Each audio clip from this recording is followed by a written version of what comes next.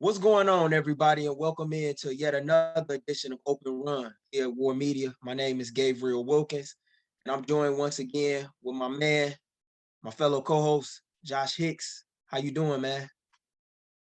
Glad basketball's back as always, my brother. Everything's well. Hope same for you. Yes, indeed. Everything's going well for me, man. I can't complain. Opening week is here, still in effect.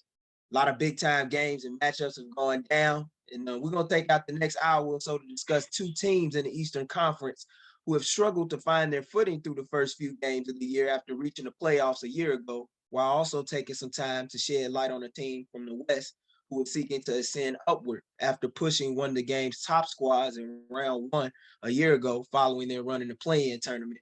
But first and foremost, I want to start with one of those two Eastern Conference teams. And of course, with the first one being the hometown Chicago Bulls, entering Monday evening showdown against the Boston Celtics at the United Center, having lost two straight games after taking home a thrilling 116-108 win in the season opener against the Miami Heat, led behind the stellar play of guard Ayo Dosunmu and all-star wing DeMar DeRozan, who scored 19 of his game-high 37 points in the third quarter to help the Bulls take control on night one en route to the dub without Zach LaVine, who missed the first two games of the year due to managing his left knee that he had surgery on during the summer.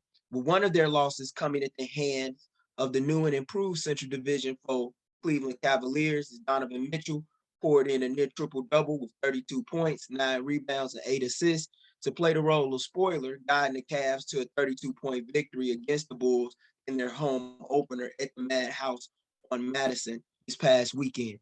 Through three games, Josh, the Bulls stand this season among the middle of the pack in defensive efficiency, ranking 16th in that category after giving up nearly 112 points per 100 possessions, all the while ranking second to last among all NBA teams in three-point shooting percentage within that time span, as the Bulls have shot under 30% from beyond the arc to start the year, in spite of being able to generate their fair share of open looks from downtown. So I got to ask you straight up, Josh, let's get right into it, cut to the chase. What do you think has led to the Bulls' slow start out of the gate, man? This was a team that, as we know, we had high expectations for, even though the East is much more improved than a season ago. Philadelphia got better, Miami got better, a lot of other teams have gotten better as well. It's not going to be an easy game or night in general throughout the 82 game slate. What's led to the slow start, man? Effort.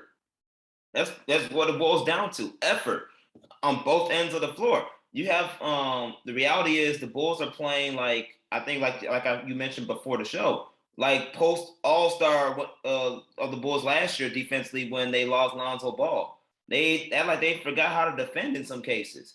And the reality of it is you got to obviously have the most effort. That's probably the most effort you got to put in when it comes to defending on the defensive end of the court. But also the reality is too is they don't fully understand their roles as of yet or how to exploit those roles that they have. More specifically, I'm talking about Patrick Williams yet. He hasn't arrived yet. That's just the reality. And it's going to take some time for him to get his stuff together over time because, like you said, this is his first time playing high-quality minutes since, 3 or 4 games of last season. And previous years before, he's been dealing with injuries every year. So this is like his first time going to a full off season. He's trying to get some rust off him. It's going to take some time to figure out the niche that's going to keep him on the floor. But the reality of that situation too is that niche may not be in the starting lineup because as you can see, when he started all 3 games, and each of these 3 games, his minutes have dwindled each game. And on top of that, he's been in scenarios where, he's been playing within the starting lineup, but even when he plays in the second unit, it's like he's trying to figure out what to do when he does get the ball. Should he pass? Should he shoot? Should he be aggressive? He's trying to play within the flow of the game, but sometimes you got to be able to dictate what type of flow you want the game to be in based on who you're playing with. He hasn't found that middle ground yet. And it's showing in every time he steps on the court, and even defensively too, indecisiveness on pick and rolls, indecisiveness on how far to hedge when not to hedge. And even sometimes when it comes to trailing players. I don't know how many times I watched Patrick Williams get beat on a peel, on a down screen, getting peeled into the paint and he's trailing behind because the I'm dude glad doesn't. you brought that up. Because dude doesn't know how to cut that off or stay close to enough to the man where you don't get beat that way. So it's a lot of mechanics that he's still learning, and honestly, in a lot of ways, still playing like a rookie. And respectfully so, yes, he's had injuries the previous few years he's been here.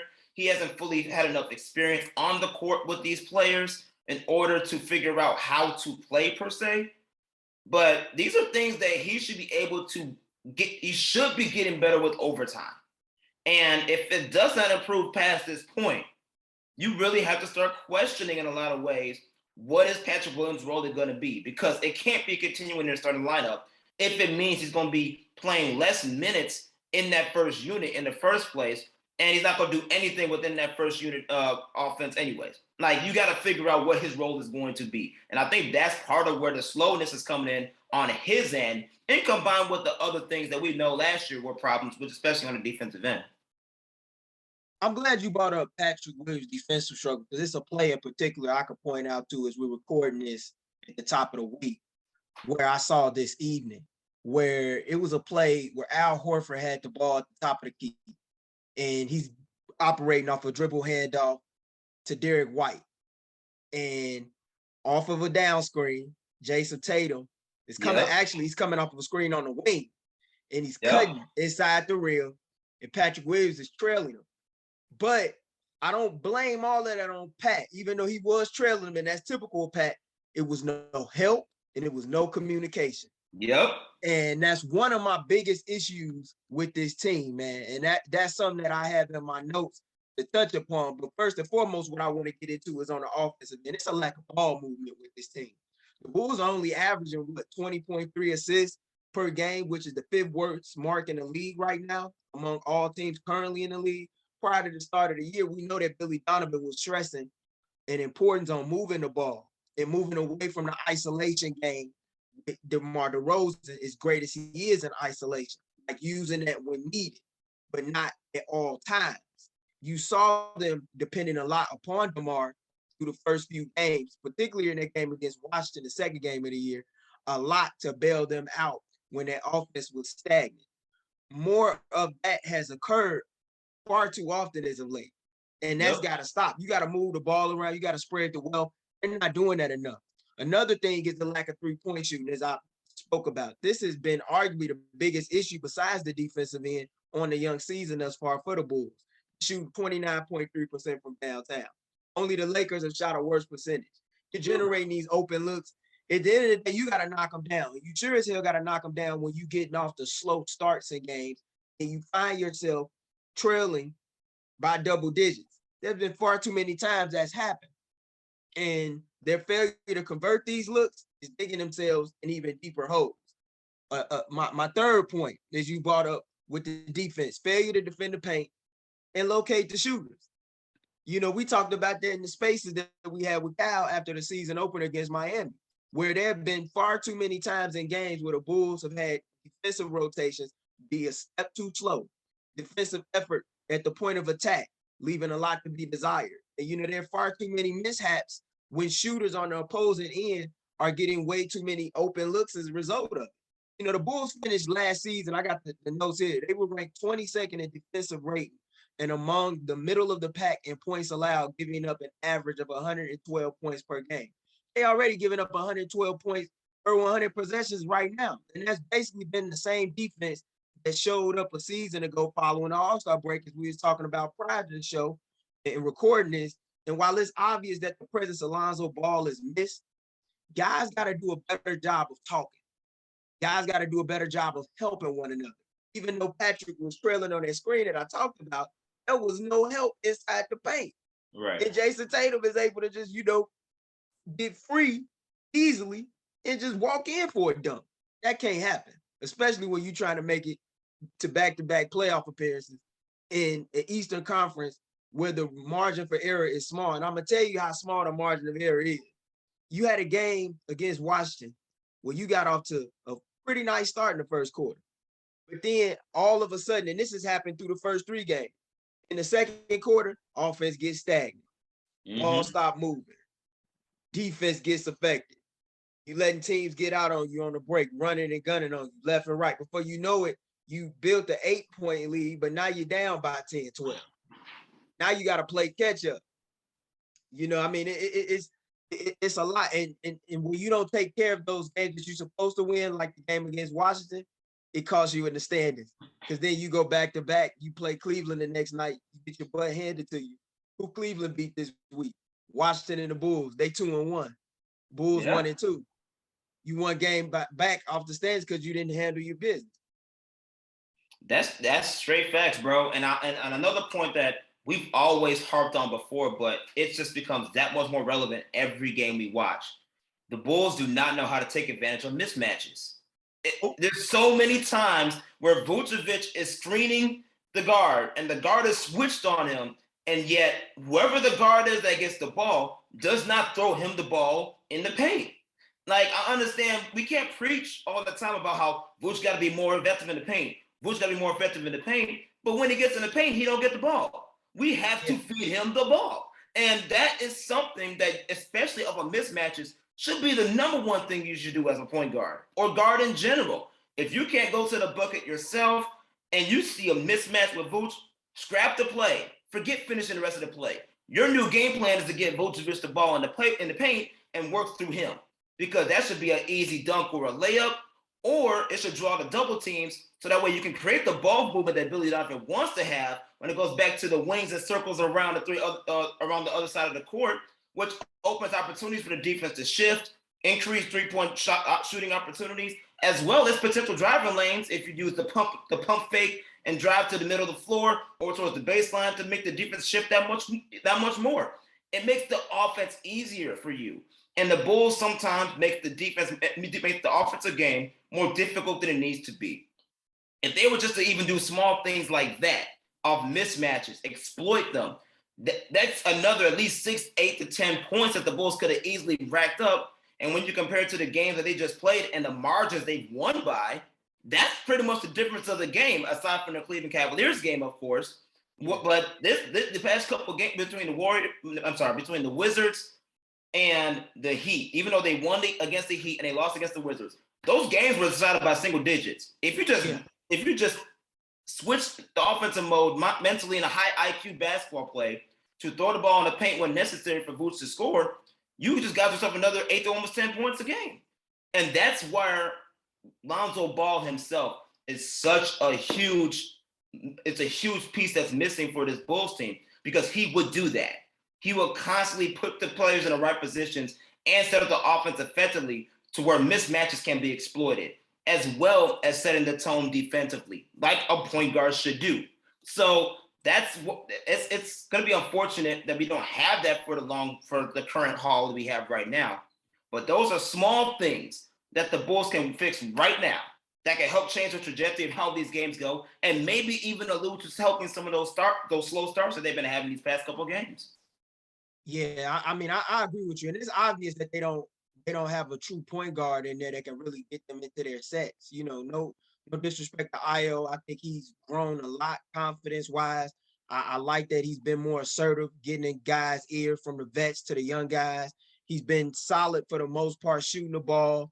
But at the same time, you miss guys like Lonzo, as you said, because he can help you exploit mismatches, and not only exploit mismatches, but he helps you play at a faster pace, which is something that this team has not been doing at all. And when you get that rebound, you should be seeking to push it up the break. And they're not doing that. They're not doing that at all, man. And that's been a huge issue. And that's something that they're going to have to seek to work out and resolve as the year continues to go along. But I want to move forward and move on to talk about a team in the Western Conference that's been making some noise, a team in the Western Conference who has a player who I know you predicted to win this year's MVP award, Zion Williamson, moving on from the Windy City to the Big Easy, where the New Orleans Pelicans are not only putting the league on full notice through the first couple of games, but also doing so in a dominant fashion. This is a team that did not trail a single minute through their first 2 games, earning wins against the Brooklyn Nets in their season opener, as well as against the Charlotte Hornets, both wins coming on the road. Big man Jonas Valanciunas has managed to hold his own as well. Everybody talks about this being a big three led behind Zion Williamson, Brandon Ingram, and CJ McCollum. But this guy had 30 points and 17 rebounds in a 12-point victory for the Pels against the Hornets to go alongside a 4 assists with a block and a steal for good measure. And he's top 5 in rebounding right now. First time since 2018 that the Pelicans have started the season 2-0 when they won their first 4 games and won each by double digits. As I said, they're ranking 3rd overall to start the year in offensive efficiency, scoring 123.3 points per 100 possessions. What do you believe, Josh, has led to New Orleans' early success thus far? I know we talk about that big four with Valanciunas, Ingram, Williamson, and McCollum. But all in all, based off what you've seen thus far in a limited sample size, what's led to? The playoff run that they had last year. When the Pelicans won in the play-in and took the Phoenix Suns to 6-7 games in the way that they and in close fashion in the way that they lost, you can tell they came back with a chip on their shoulder and used that experience to come up the gate running. And a lot of it, yeah, it has to do with Zion Williamson, considering he didn't play last year. Having that big piece coming back as the face of your franchise and him coming back as strong as he is right now, that's big for the Pelicans moving forward. But the continued emergence of Brandon Ingram, the continued support and veteran leadership of CJ McCollum, and to not enough credit that he gets, the leadership and head coach of Willie Green. Last year was his first year, and he took them to the playoffs, and now he's helping them take that next step, which is in his sophomore year to help make the Pelicans not just actual playoff team to get in, but a playoff team that can make some noise and be that much more competitive. And I believe combining that all together, along with the strong bench moves that they have made and they currently have right now, this team is poised to be a top 5 team in the Western Conference if everyone can stay healthy. And you're showing it and you can just see it by the way they play offensively, how tight they are defensively, and the second unit that they have to help keep this team over the hump. While the first unit continues to start the game and end the game in dramatic fashion, that together is putting together a beautiful masterpiece that's taking place in New Orleans, man. And that's something that I'm excited for. And I want to continue to see that, and we'll see how they moving forward. But I believe a lot of last year, aside from the fact that Zion Williamson didn't play last year, having him back and just having that extra edge, having that extra chip on their shoulder, learning from their mistakes from their playoff run last year, for them to come back this season and say, yo, that last year wasn't a fluke. We coming back, and we coming back harder. They're making a statement in the NBA, and I love every second of it. Yeah, I like what I'm seeing in New Orleans, man. And I know everybody likes to refer to the big three as the key cognate of their success, but I think it's really a big four. You know, they have an embarrassment of riches on the offensive end. Anytime you have 4 players and CJ McCollum, Zion Williamson, Brandon Ingram, and Jonas Valanciunas all putting up over nearly 20 points a night, you usually gonna be in more games than you out of them. And they go as their talented foursome has taken them thus far. And when you have a force as unique as Zion back in the paint, operating, who can finish with the best of them in the restricted area of the floor, you know, alongside of a guy like Ingram and McCollum, who can get to their spots off the bounce and knock shots down, be it in the mid-range or on a perimeter. You know, I really like what they're doing. In addition to also facilitating in the pick and roll game as well, both of them can and be high volume assist distributors. You know, you're gonna be in for a long one on the opposing end anytime you go up against this team in the NBA. I think that this is a team that's for real. But I want to ask you, do you think they're for real? And if so, why? Yeah, they're for real. They're definitely for real. And it's because you got reinforcements that been through the thing before, been through the struggles before. I think last year when they added CJ McCollum at the trade deadline, really set the tone of accelerating a team that was so young and taking them to that next level, what it truly means to be a professional in the league. Obviously, Brandon Ingram over these past few years has emerged himself into an all-star player and a top player of a franchise. but it's not. But he's never played with a sidekick consistently and effectively from an offensive perspective like he has with TJ McCollum.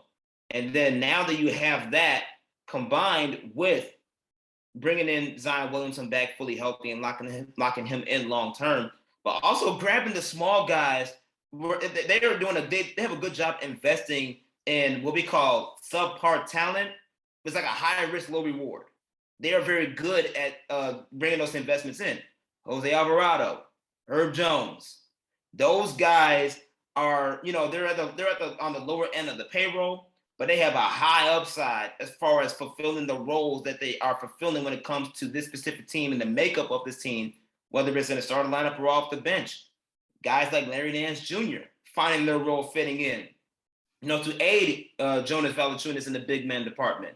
They have the right chemistry built around this team, which is something they haven't had in a long time. Probably since the last time they really made an actual playoff run, when you had Anthony Davis, Rajon Rondo, and DeMarcus Cousins over there in New Orleans. That was there was a certain chemistry there that helped took that team to the next level. That's the same makeup vibes that I'm getting from this current specific team, and it shows in the way that they play on both ends of the floor. And I think also Brandon Ingram is going to be a huge factor in this, because I forgot exactly what interview that he did, but he spoke out but he came out and said, all I did this summer was watch basketball. I worked on my game. I studied film, watched basketball all game long. And that's all. And if that's not enough motivation to get you to the next level, I don't know what is. That's spoken like someone that's coming for blood this year and that wants to make a huge statement with the team that in the current makeup that it is, and having some Rough Riders with them now. That's going to be they are for real a legit team this season, and a team that the league, not just the league in general, but specifically the Western Conference, they should look out for. I think the Pelicans are for real. However, I think it depends on two factors. First and foremost is health. Last night we got a chance to see them play against the Utah Jazz, for those who have league pass, and that was a hell of a game. Yep. But it came at a cost. Brandon Ingram took a tough blow to the head, currently a concussion protocol. The team just announced about a few hours ago that he won't be playing in Tuesday night showdown against the Dallas Mavericks, which was a highly anticipated game on TNT that'll be airing this week. He's out. Zion Williamson went up for a dunk last night on a fast break attempt. Jordan Clarkson got the block clean. Kind of looked dirty from like when early, like on the early clips, but when they slowed it down on the replay mode, you could tell he got all ball, but he took a rough fall, was diagnosed with a hip contusion. His status is in question. Herb Jones been battling knee soreness. This is a team that's always dealing with the injury bug. I do believe Brandon Ingram will be, good to go. Hopefully, come time for at least by the end of this week, once they play Phoenix in another nationally televised game on ESPN. That's going to be a big time game later on this week. But health with this team has always been a red flag. I do think they for real as long as they're healthy. Another thing that concerns me as well, just taking some time to watch this team throughout the week leading up to the show. You talk about the defensive end. Now, in the playoffs, the defense was there. That defense did cause havoc. But they got to be more consistent on the defensive end. And last night, there was some times, man, where I was watching Zion. He was getting lost in space. He was letting guys backcut on him left and right. Kelly Olynyk in particular, late in the first half, where he just was like completely aloof. And CJ McCollum and Larry Nance were talking about offensively, we know that we can compete with anybody. We got 4 guys that's capable of putting up 20 plus each and every night. That's going to give us a chance alone. But defensively is where they're going to have to make their mark more consistently. And they let Utah score 67 points on them in the second and third quarter combined. They scored 67 points in the middle quarters of the game. And to me, that was the biggest difference in the game, man. You got to find a way to stay connected and communicate at that end of the floor. And I think things changed for them late last night when they went with a small lineup after Zion got hurt. They had Alvarado, McCollum, Herb Jones, Trey Murphy, and Larry Nance Jr. And then they decided to switch everything. Once they did that and started using their size and stayed active and contesting shots, they started to get back in that game. They only allowed 9 points in the final 8 minutes of regulation. If they could do that more consistently, and Zion is able to at least make his impact on the glass, which is something that Larry Nance was talking about in his post-game press conference, that will be key because Zion's going to have to make a choice. He's either going to be a solid defender or a rebounder. I don't know if the defense is going to come right away because he just missed a year of time due to suffering that Jones fracture in his right foot. But if he could give them some contributions on the glass and that team around him with the pieces that they have, because they got length, they got size and guys to defend, but they have to do it more so consistently. That's going to determine whether or not this team can possibly go from first round to semifinal round and forward. I think this group has a chance to do even more than what Anthony Davis and Rajon Rondo and DeMarcus Cousins group did, just off the simple fact that this group is going to get a chance to grow together. They caught lightning in a bottle rather fast, and they really never got a chance to see how far that group could go as Boogie got hurt towards Achilles. And we all know what happened after that. So even though they did upset Portland in round one that year, 17-18. So I like this group. I think that they are for real, but it depends on health and it depends on defense. That to me is gonna be the two biggest things that determine truly how far this group goes moving forward. I agree with you. Those are definitely valid points. And I think what gives me the confidence that can happen is because of the provision of veteran leadership that is there on that roster, which was absent for a long time since that last playoff team. But at the same time, Willie Green is a defensive coach. He knows that. That was his niche when he played in the league. He was able to shoot the three when necessary, but also be a defensive stopper. And knowing that was his niche, and especially with him coming from the Phoenix Suns, who went to the NBA Finals through defense before he became the head coach of the Pelicans, he knows what it's like to put together the defensive schemes and get the dogs necessary to play consistent basketball on a defensive end. So I think he has the pulse of that locker room right now. And I think because of the fact that he has that pulse, it'll be enough for the players to listen and understand the importance of the defensive end in ways like you just mentioned from a consistency perspective. And like you said, that combined with health, I think that'll give them time to switch those things around.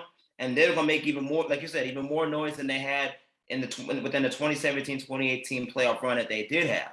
But I'm confident that they can switch that thing around because just the impact that Willie Green brings alone to this team, especially on the defensive end, and having little, scrapping guys like Jose Alvarado, being a little fly on the wall that's like a mosquito coming all over you in the summertime. Like having that presence there on your defense is what you need to help get things to the next level and to take that next level. And I think the New Orleans Pelicans, I think they really do have a chance to turn things around with that.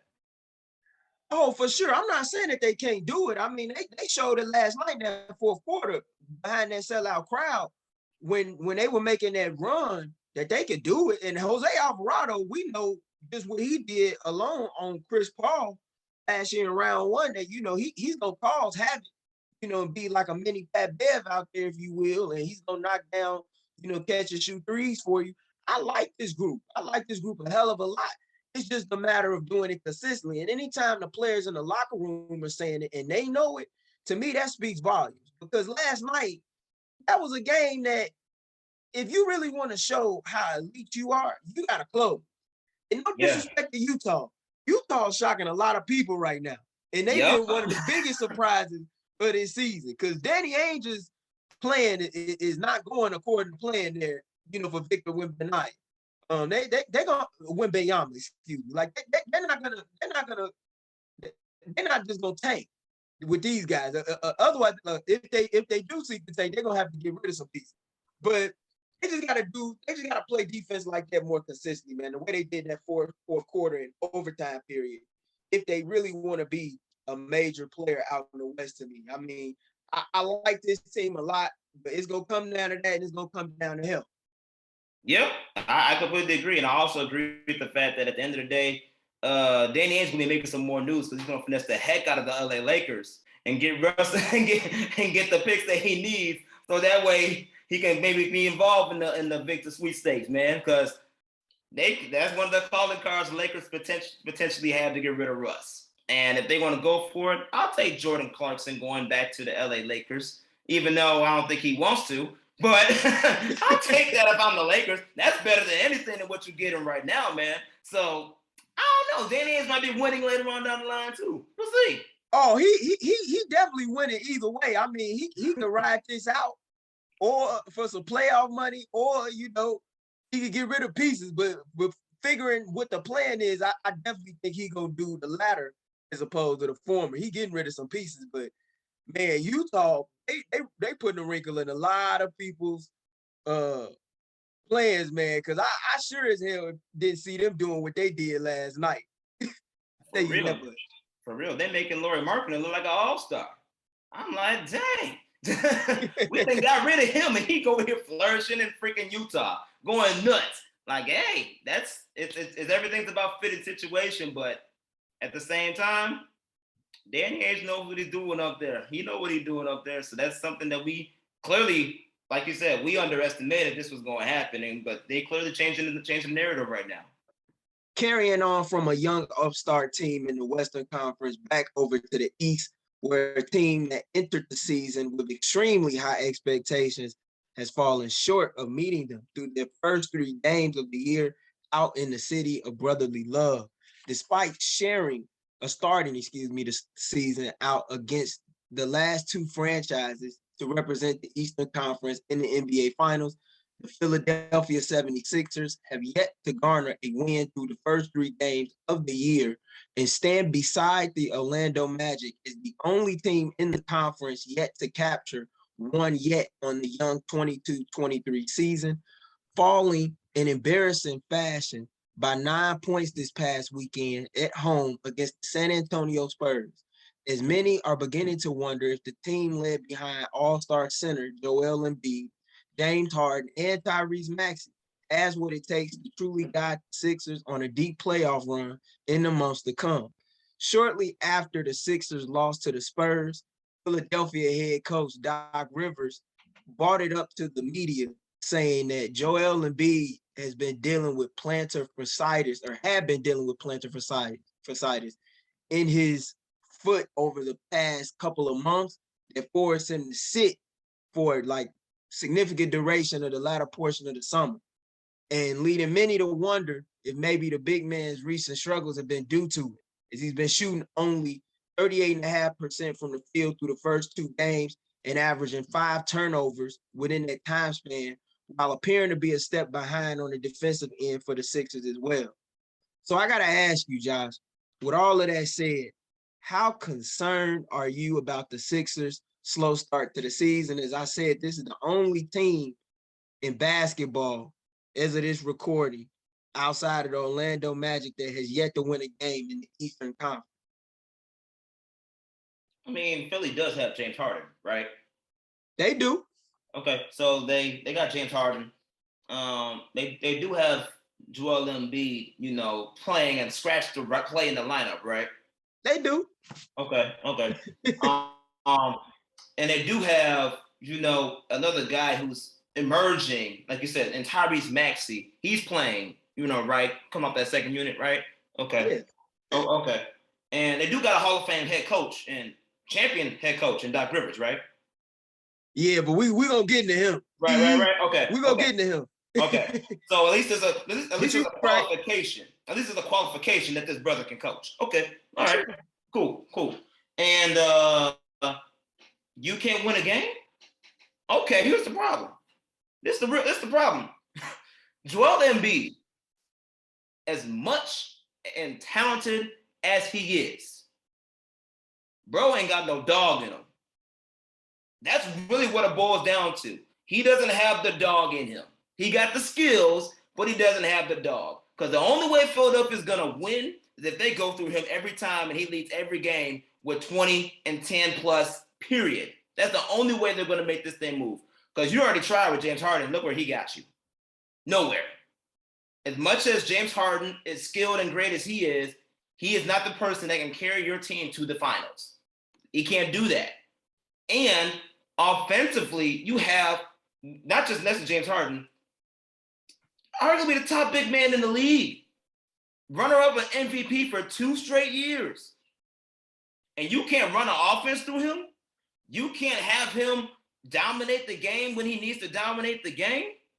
Like, that's a combination of things that's screaming yikes. There ain't no brotherly love over there. It's a lot of bloody hell going on over there. Because as great as, like I said, as great as James Harden is, man, you're not going nowhere without Joel Embiid leading this front. And yeah, Joel Embiid may be hurt. Okay, great. We understand that he's hurt. He's dealing with some issues as well. Great. You're in game 3 of 82. You got a whole season to go. You can't figure out this planted for sighted situation now. You're just now trying to figure this out. Well, I want to be clear. I want to be clear on that. Doc brought that up. He brought that to the media following the loss to the Spurs. He said that he's had a habit of it lingering around. And he said, and Embiid then went on to add that it kept him shut down for 2 months leading up to the start of training camp. So this news never hit the public until this past Saturday night after the loss to the Spurs. Okay, great. Thank you for clearing that up. All right. You know what I'm saying? It's the fact that he messed up anyways. Like, Doc, you can't make excuses for your superstar player when at the end of the day, he's scheduled to play. I understand that there's some issues injury-wise going on, everything, but if you schedule to play, you schedule to play. So if you are playing, we have expectations for you to perform at an elite level. And each of the 3 games that have been played, except for maybe the first game of the season, James Harden and Joel Embiid have not played elite together on the court at the same time yet. It hasn't happened yet. And luckily, you have a guy like Tyrese Maxey coming off your bench. He's doing his thing. He's keeping things afloat. That's a given. But Philadelphia ain't going nowhere without Joel Embiid leading the front. And I can't have him giving me bare minimum knowing that you were the runner-up for MVP 2 years in a row, averaging 25 plus and almost 15 rebounds a game. I need that every night. So be straight up with me, Josh. How concerned are you then? Is it time to panic yet? I want to say panic. I'm not gonna panic. I want to know. Yeah. I'm not gonna panic per se. Okay. But hell, you in a lot of trouble. James Harden, you left Houston to get out of trouble. Guess what? You in trouble again because you tried to set the stage. You came in healthy this year. You came in shape. You came in ready to roll. New mentality. You know, new city, new me, full opportunity. Took less money too. Took less money to say because you want to win a championship. I need y'all to come together and put this thing together, brother. Now, some of this is on Doc Rivers too, because Doc Rivers is the coach. We know sometimes it's very stubborn, doesn't always make the right adjustments when it needs to be adjusted. You know, so there's some kinks with that too, and it doesn't help that you're making excuses on your opponent saying, "Oh, my star player got X, Y, and Z." Okay, great. You're an NBA champion. You're an NBA champion head coach that has coached superstars before. So therefore, where's your coaching? Because clearly, if you can't, you have to find different ways to win games. If James Harden and Joel Embiid can't come together and both give you 20 plus, and then from efficiency perspective, as well as James Harden get close to 10 assists a game and Joel Embiid getting 10 plus rebounds a game. If that don't happen, y'all not going nowhere. I'm gonna say this on the issue, man.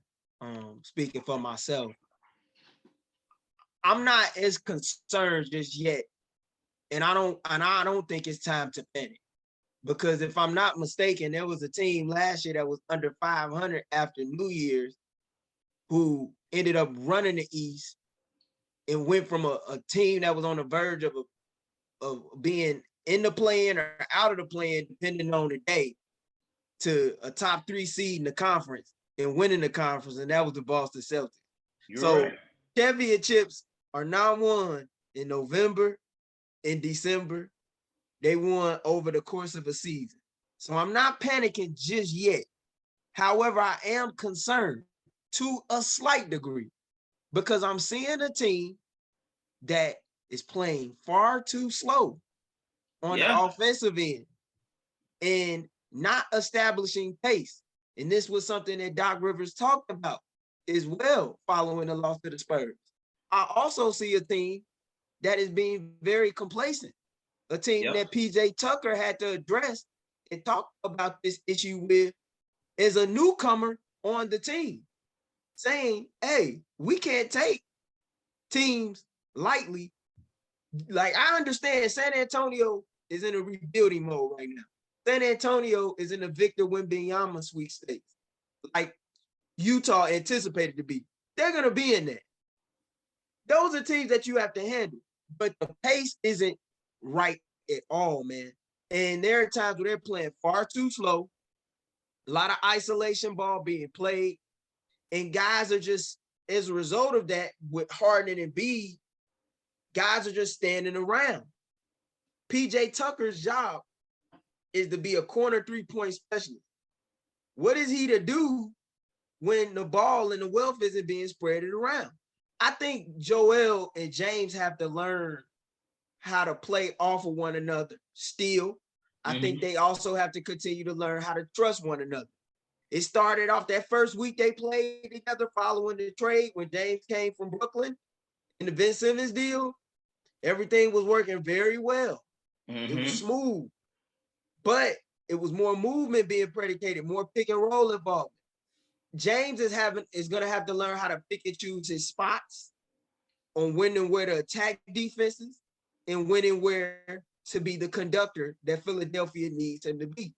But there are far too many times where this team looks very, very slow, and they're not playing with any up-tempo speed or an attack. And I think it's really it's bad, man. It's bad, and it's hampering the offensive flow in a lot of ways. And when Tyrese comes into the game, when Tyrese Maxey comes into the game, you notice they go on runs, and I think it's a reason for that. They playing much faster. Yep. When as soon as a rebound comes, you know Tyrese leaking out. And James gonna get it, outlet. We're gonna get it to that's 2 points. They don't do that with Joel in the game. No, they don't. But you know who else is not assistant to? The player that got a max contract from the 76ers and Tobias Harris. What can someone tell me why in the world this brother got a max contract? You could have gave me that max money for doing what he's doing on the court right now. I could have been took that. Like, put me in the game, coach. Let's go to work. Because Tobias Harris already questionable, especially this go around as a max player, right? You can already question if he was really worth being a max player this current go around. But now he's not even living up to the expectations that he had even before he got to Philly. Like we thought that with Doc Rivers coming to Philadelphia, he can revive Tobias Harris of the Clipper era, where he was averaging 20, where he was really took that leap in his game and was the best player in the Clippers and all that. Now I just feel like I just saw this dude get into his little turtle shell and trying to float in on sand. Like, bro, you gotta find a way to come out your shell now, because just because you're playing with Joel Embiid and James Harden, clearly you are like it's like I look at Tobias Harris pretty much like we're looking at Patrick Williams in similar fashions. You got to find your spots and find that niche to crack open this starting lineup and get to work, because you're playing amongst the best of the best now. And he has failed to do that, honestly, since Jimmy Butler was in town. That was the last time he had a good run in Philly. And now that Jimmy's gone, he's been non-existent. He's been MIA. That's when he first arrived in Philly from the Clippers trade. So I know what you're talking about. I think he had a nice run during Doc's first season too in Philadelphia for like a stretch, a mini stretch there. But I think it's tougher for him now because he went from being the second option in the offense and getting the second most touches in the offense to now he the fourth option. And now he playing more off the ball than he's ever played. When he was in Orlando getting his 20 a game, hey, he had the ball in his hand. Detroit, he had the ball in his hand. LA with Doc, he had the ball in his hand. Back then, they didn't even really have a point guard, a traditional point guard, so to speak. So he was doing everything from scoring to playmaking and operating out of DHOs and in the pick and roll game. So it's different. And I do think he has to find his niche there. He definitely got to step up. But one stat that's very telling to me, and it goes back to the point that I was talking about with you with this team playing so slow. They played in transition just 11% of the time, according to Cleaning the Glass, which is the worst mark in the Eastern Conference. 85.8% of the Sixers plays through the first 3 games of the year have come in the half court. And they sit last in pace among all 30 teams. So I mean that tells you everything. And then they're very sloppy. They turn the ball over, and then far too many times. I counted at least several times just watching the game between the Celtics and the Bucks when they are operating in the half court. They're not able to get a shot off until it's like 6 seconds or less in the shot clock. Yeah, that's a problem too. That's why a lot of the turnovers is happening. Exactly. But who's the one dribbling the ball for about 18 of those seconds before they even get a chance? Yeah. That's James Harden. Yeah. So it goes back to that. When you mention that, it goes back to your original point about how Harden needs to find his spot, find and choose his spots. Because if you're asking James Harden to be point guard, the way Doc is having him play right now, you can't ask him to play like Houston James Harden, because Houston James Harden was in a different offensive system. He was the offense, and the pace was so much quicker. Yeah. Now you're playing in Philadelphia, where he's not the main guy, and on top of that, you're having him to play high volume, be a high volume shooting and scorer, while also trying to dish off roughly 6-7 assists a game, which or more than that at least, right? So it can be done, but let's be very serious. Like you said, in order for that to happen, you got to change the pace. You got to change the offense to get that type of effective James Harden, which led to an MVP James Harden. You got to change the pace with that. And right now, they slow as molasses, man. Like it's bad. They're slow as molasses. Like you said, they turn the ball over. It's like taking candy from a baby. So I gotta ask you straight up, man. Doc Rivers, Chicago guy, Maywood's on. Yeah, buddy. Do you believe that he may be on the hot seat? My Proviso East 708 area code Maywood brother, he ain't going nowhere, man. And the reason why he ain't going nowhere is because of his status. Everyone loves him. He has a proven record of being a multiple playoff contenders, winning championships, going to the finals on more than one occasion. The resume speaks for itself. So at this point, no, I don't think he's going anywhere. Players love playing for him. The only reason why he really left the Clippers was because he couldn't do two roles. And they said, you know what, fine. I'll go somewhere in a lot of ways I can just focus on coaching. And Philly was the place for him. So I don't think he's going anywhere.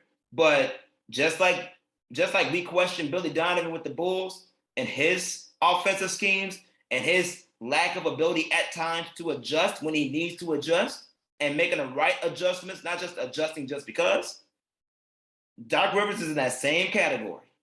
And if he doesn't make the adjustments that he needs, his critiques are more in the playoffs. But if it's happening early in the season and nothing's changing, there's some problems and discussions that need to be having in the city of brotherly love, man. There ain't gonna be no brotherly love when you come to that, when no one's winning. So there's some question marks that's gonna be held on to him too. I don't think he'll get fired or anything or be on a hot seat, but there's some questions that's gonna have to be asked if this continues to go. I think there already are some questions being asked, especially in a hot media market like Philadelphia right now. I mean, I know the Phillies are in the World Series. I know the Eagles, are undefeated. the Flyers and the NHL doing their thing as well. So that's kind of alleviating some pressure off the Sixers a bit. But I do believe that Doc is on the hot seat, or shall I say, under surveillance. Because while I don't believe he will get fired in the middle of the season, I think he has too much respect around the league. And from Daryl Morey, the president of basketball operations in Philly, I'm telling you, man, if this continues, because it's not getting any easier for them. It's not getting any easier at all. I think they're last in points per game. I think they're also like dead to last, if not like they're either 29th or 30th in assists per game too. And I'm trying to pull up their schedule right now because this is going to tell us a lot. Like they got Toronto twice this week.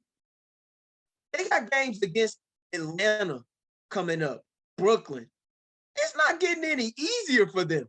Nah. And we just talked about that with the Bulls. Like this Eastern Conference, man, is no cakewalk. Like I'm looking at Philly's schedule over the next several games. They got Toronto the next 2 games. They got the Bulls this weekend on the road here in Chicago. Washington, back-to-back games with Washington, home and home series. New York, that's not going to be a push-up game. Phoenix, and then Atlanta. Like that, man, they got their work cut out, man. It's just plain and simple. They got their work cut out. They're gonna have to do something. Well, my illustrious co-host, let me ask you this question. Sure. Before we move on, yeah, I answer. If Doc Rivers doesn't make it past next year, should we automatically put the right in for Mike D'Antoni to take over? Ooh. Because you already know. I thought about that during the playoffs. To be honest with you, because I thought Doc kind of escaped the fire after losing to Miami the way that they did. Yeah, that can happen. That can happen because the Houston conglomerate already there.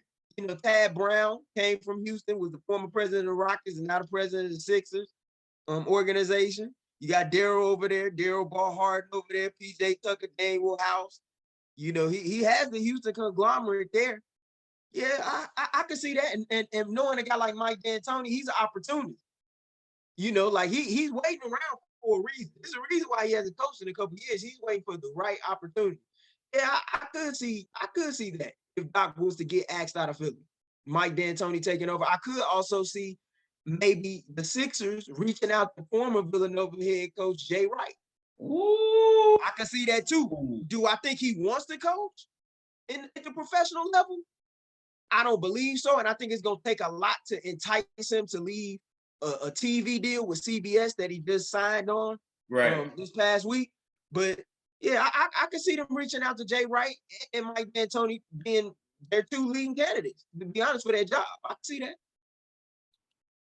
Jay Wright gonna be interesting. I can definitely see Mike D'Antoni, but Jay Wright's gonna be interesting, you know, because seeing him up close, the guys respect him, teams respect him, college players. He set a solid program of what it means to succeed at the highest level, and I think, and he's a developer of men.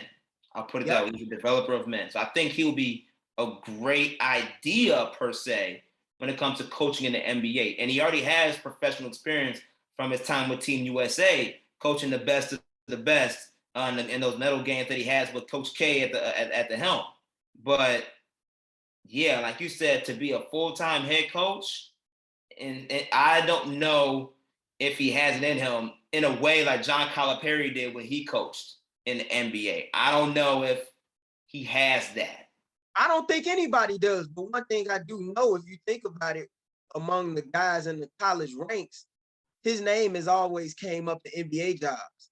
Same with Tom Izzo. So I don't expect that to change, even with Jay Wright being out the game. He's well respected. You know, you think about the players that he's produced in the league that's doing their thing right now, Mikal Bridges, Jalen Brunson, you know, Eric Pascal a couple years ago. Like, he has guys that's done their thing in the league, man, and done fairly well. Kyle Lowry, can't forget about Kyle Lowry being a Villanova guy as well. So I think that's a name people got to watch out for. But I want to move along. You know, we still in the midst of NBA opening week. what has impressed you the most? What teams have, or which players have impressed you the most thus far through the first 3 to 4 games? Still a lot of basketball left to be played, but what stood out and caught your eye, man? I mean, when you talk about team wise, I think we already mentioned them already in the Utah Jazz. I ain't expect them to go undefeated 3-0 in the fashion that they did, man. That's a pretty impressive start they got going over there. So give much credit to I forgot the name of their first year head coach. Will Hardy. Will Hardy, man, Yeah. he's doing his thing over there with those young guys over there, and keeping the games competitive for them to stay in and win. Even though, like you said, we may see them blow up the team by trade deadline if things go a certain way. But that's the team that stood out to me from a player perspective. Is there anybody hotter in the NBA right now than Jason Tatum? That brother right there.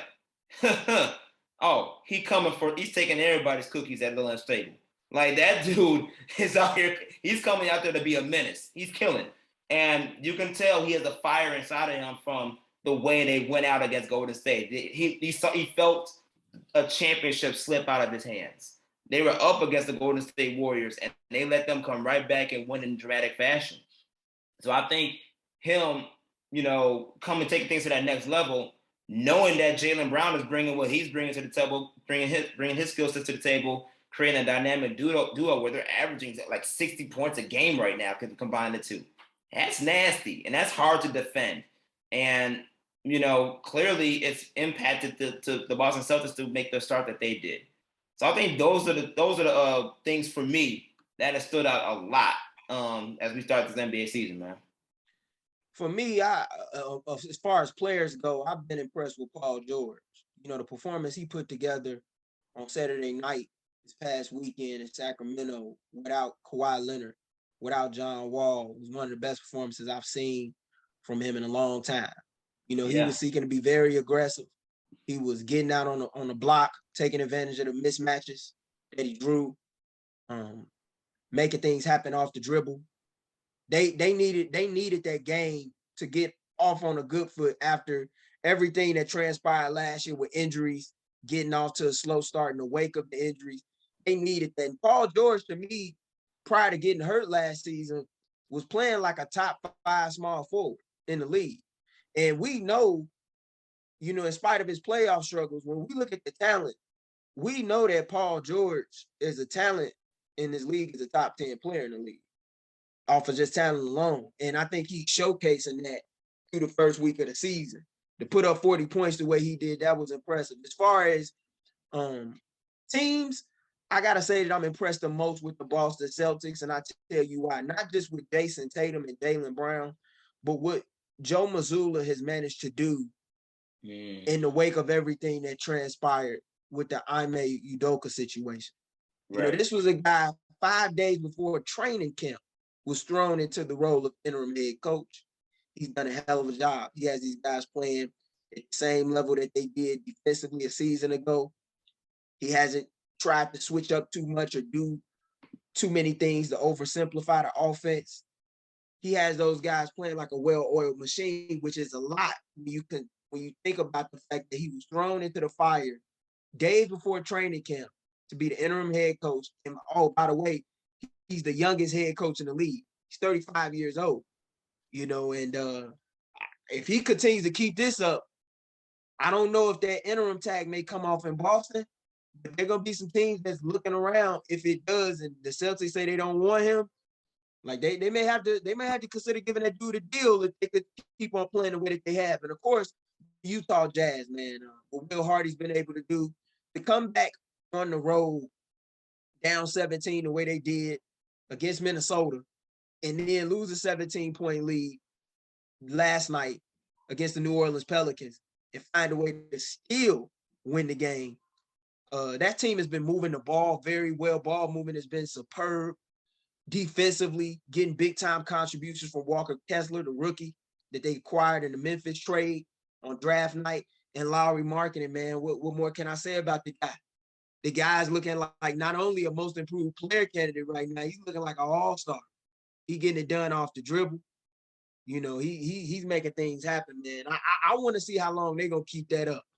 because they had the perfect first week of the season for a team that no one was expecting to do anything. And they beat all three. The three teams that they beat were all teams that went to the playoffs last year: the Nuggets, the Wolves, and the Pelicans. So they not just beating no scrubs. Yeah, that's definitely true, man. And I think another team that we should highlight is Portland. I Yeah, mean, the way Dame Dolla came out and started sniping these dudes, along with the emergence of Anthony Simmons and Shaden Sharp. Oh man, they got something cooking over there. They got something cooking over there that's working for Chauncey Billups, and I'm glad they built a roster that around what Chauncey Billups is trying to do with the offensively with Damian Lillard, and having a healthy Damian Lillard definitely makes a difference. But Damian, that team in Portland, they may not. I don't have them going deep in the Western Conference or anything like that, but they definitely gonna keep these games competitive. So for them to come out with a strong undefeated start the way that they have, yeah, that impressed me. And combining that with from another player perspective, John Moran is special, and that yeah, dude has come out with 40 and almost 50-point games, and we just started week one. We know he won most improved player of the year last year. It seemed like he's just taking even another step this year. And if he continues to emerge at this rate, Memphis is going to be much tougher to handle compared to last year, which is it's pretty much almost wiped the Warriors out. So that's something that caught my eye as well. And something that I really want to pay attention to as the season continues. yeah. The stars have shown up. The rookies have shown up. But I gotta ask you, before we close, as we get into the closing, minutes of the show, big time games as always. What games should fans have their eyes on, man? Whether on NBA League Pass or just the national schedule, what games should they be watching throughout this week across the association? Woo, good question, my brother. Good question, my brother. Let me pull up the schedule real quick and see what type of games are going to be available, even if it is on the national stage. Oh man, when you look at Tuesday, actually, when you look at Tuesday's matchups, we're recording this on a Monday. Woo wee, that Golden State Phoenix game does look real nice, don't it? Like Yeah, that's of course. Of course, that's that's the a, Western Conference Finals we thought we was gonna get last year. exactly, man. I'm looking forward to seeing what that game is gonna be like. And as we continue just to scroll through and look at the games coming up throughout later on this week, you have at least you have I want to make sure I got this right. You do have Brooklyn and Milwaukee coming up on Wednesday prime time. Yeah, You have a rematch of last year's playoff run, New Orleans and Phoenix on Friday. yep, That's going to be good. That's definitely going to be a good one to watch. And for the people that want to watch some weekend basketball, we can't forget that we know that Sunday and the weekends is college football in the NFL, but I'm going to watch the Philadelphia 76ers against the Chicago Bulls on Saturday just to see if the Philadelphia Sixers are going to flip things around and come out shining in the Windy City. Like we know James Harden and Joel Embiid have a tendency to do against the Bulls, especially Joel Embiid. I wonder if he's going to drop another 50 piece on Vooch. I got to check and see if that's going to happen. So those are definitely the games for me that I'm going to pay attention to. I got a lot of games, man. I always check the schedule at the top of the week myself. But this weekend, I got a game for every day from Friday through Sunday. Cavs at Celtics, 6:30 p.m. Central Time on Friday. If you got League Pass, you got to check that out. Donovan Mitchell going up against Jason Tatum and Jaylen Brown. The Stars gonna be out in Boston. Hopefully, Darius Garland can get back right after suffering that eye injury that he Yep. had in the season opener against Toronto. If he could get back in there in time for that one, that's gonna be a big time affair. Eastern Conference Finals rematch from 2021 in Milwaukee on Saturday night. Trae Young, DeJounte Murray, that new look Hawks backcourt going up against Milwaukee with Drew Holiday and Giannis on Saturday night at 7 p.m. I'm gonna be doing a lot of flip-flopping between that and Bulls and Sixers. I can tell you that right now. And like you said, I know it's football season, I know it's college football going down, you know, NFL going down, but the NFL product ain't been up to par too tough lately for me. So if I see a game in the afternoon that ain't right, I'm checking out Pelicans and Clippers, man, on Sunday Yep. at 2 p.m. Central Time. That the Pelicans got a nice little West Coast road trip going up against Phoenix and LA. Phoenix that Friday night, as you brought up the ESPN game, but then going against the Clippers on Sunday, man, that's gonna be a big time, and that's a rematch of the play-in game from last Yep. year to determine the winner of the AC. Paul George didn't get a chance to play that game because he got sick. Kawhi back, John Wall back, new little quick Clipper squad. Hopefully, Brandon Ingram clears concussion protocol soon. Right. We need him back for that game. That's gonna be a big time game. Hopefully, Zion's able to be healthy and ready to go for that one as well. So I would really love to see that game as well, because I'm telling you right now, if these NFL games ain't hitting up the park, I'm checking out that Pelicans and Clippers showdown. I'll even go all the way up until Sunday Night Football, brother. Because even though it may not be the games of the games from a great team this perspective to watch. We talk about Phoenix a lot. They got a game Sunday night against the Houston Rockets. That That backcourt could be with an interesting Jalen game. Green. Yeah. Jalen Green is the real deal with him and KJ Porter or Kevin Porter Jr. Yeah. Woo-wee. That might be some stars to start. There may be some rockets to launch into the stars, man, when they play against the sun, brother. The whole universe is gonna be popping that night. So I gotta see what's gonna be. I gotta see what might go down. Behind the scenes with that, man. Indeed. Just want to let everybody know you all can check us out on the social media pages at War Media across the YouTube, Twitter, Instagram, all of that. Make sure you can follow us as well if you like to at Josh M. Hicks Media on the Twitter. You can follow myself at What Gabe Said. Anything you got to plug, Josh? I know you've been doing some excellent work with the bigs. Anything you got going on, writing, working on? Oh man, just watching the Bulls games. Continuing, we got the bigs got a podcast that they're bringing back up. First episode's already dropped. Hopefully that might be a weekly thing. So if that comes back around, we're definitely gonna plug that.